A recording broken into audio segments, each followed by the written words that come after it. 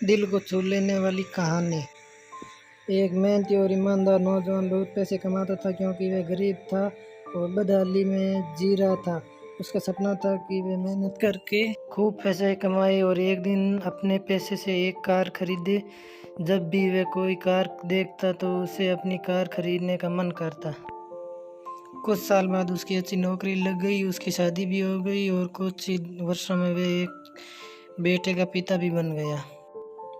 सब कुछ ठीक चल रहा था मगर फिर भी उसे एक दुख सताता था कि उसके पास उसकी अपनी कार नहीं थी। धीरे धीरे उसने पैसे जोड़कर एक कार खरीद ली। कार खरीदने का उसका सपना पूरा हो चुका था और इससे वह बहुत खुश था।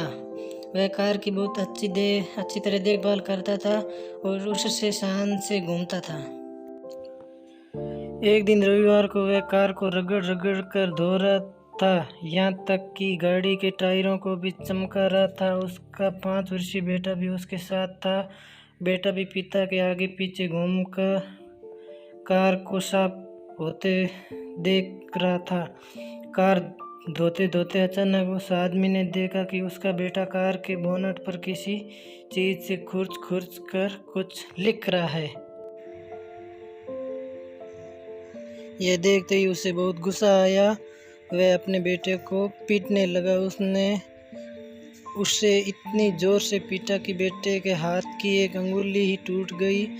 दरअसल वह आदमी अपनी कार को बहुत चाहता था और वह बेटे की इस शरारत को बर्दाश्त नहीं कर सका। बाद में जब उसका गुस्सा कुछ कम हुआ तो उसने सोचा कि जाकर देखूं कि कार में कितनी खरोंच लगी है। कार के पास जाकर देखने पर उसके होश उड़ गए। उसे खुद पर बहुत गुस्सा आ रहा था। वह फूट फूट कर रोने लगा। कार पर उसके बेटे ने खुरच कर लिखा था, पापा आई लव यू।